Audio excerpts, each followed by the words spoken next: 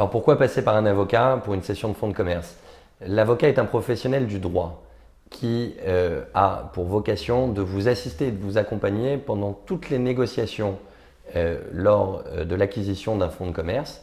Nous avons l'habitude au cabinet de recevoir d'abord l'acquéreur et le vendeur afin de vérifier la régularité de tous les actes qui ont déjà été passés, afin de vérifier notamment les documents relatifs au bail commercial, les différents bilans et chiffres d'affaires, puisque c'est une condition essentielle de validité du fonds de commerce. Sans cela, le contrat de cession sera nul, de nullité absolue.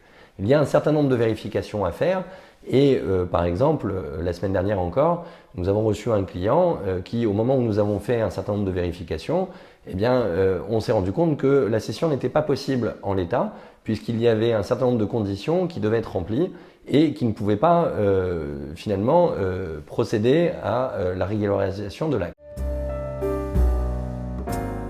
D'abord, nous régularisons l'élaboration et la rédaction d'un compromis de vente à notre cabinet. Puis, nous allons vérifier que les différentes conditions suspensives que nous avons intégrées à l'acte sont remplies.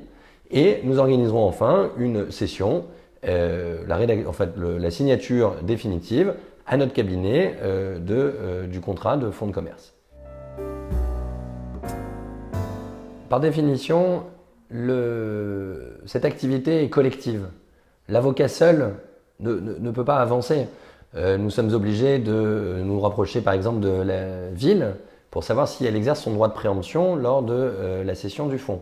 Bien évidemment, nous travaillons en étroite collaboration avec l'expert comptable de chacune des entreprises, celle qui est cédée et celle qui va acheter le fonds de commerce, déjà pour vérifier si les bilans comptables, s'il n'y a pas d'anomalie évidemment, puisque c'est l'intérêt de l'acquéreur, mais également pour nous assurer que tout est parfaitement respecté.